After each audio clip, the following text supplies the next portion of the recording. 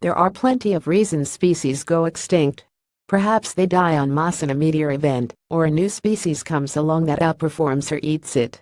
These days, humans can often play a role, like they did with the passenger pigeon, literally hunting it to extinction.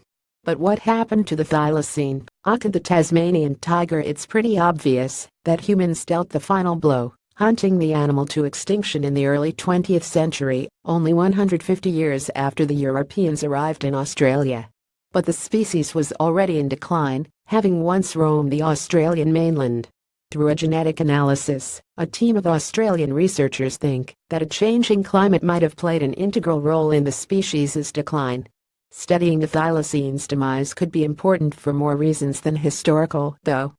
Understanding the impact of past climate change on Australian native fauna and disentangling its effects from that of human pressure and invasive species is critical for understanding extinction risk and focusing conservation efforts in the future, the study authors write in the Journal of Biogeography.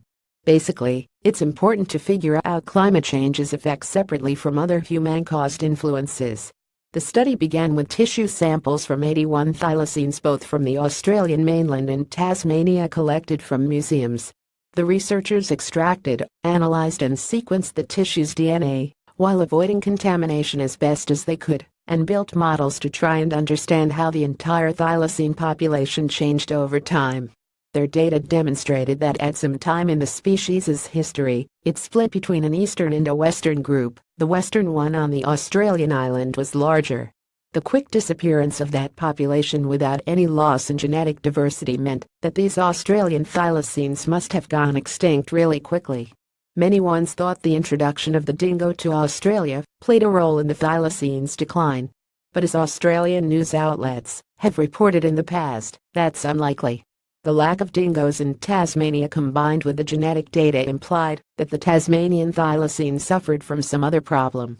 The researchers therefore felt that an unstable climate pattern, particularly El Niño, was the main bad thing that could have happened to have produced their results in Tasmania, and could have wiped out the Australian thylacine population. At least one researcher not involved in the study, biologist Colin Groves, emeritus professor from Australia National University, wasn't ready to completely rule out the dingo as a cause of the thylacine's decline, according to Cosmos magazine, though obviously these are just models and the researchers felt that more research would be required to fully understand the thylacine's plight. And although the climate change presented here comes before widespread human drivers, it should still make you think. If we're changing the climate now, and prior climate change caused other species to go extinct, it's pretty clear we can expect our actions to send other species to the grave too. Journal of Biogeography. More science posts.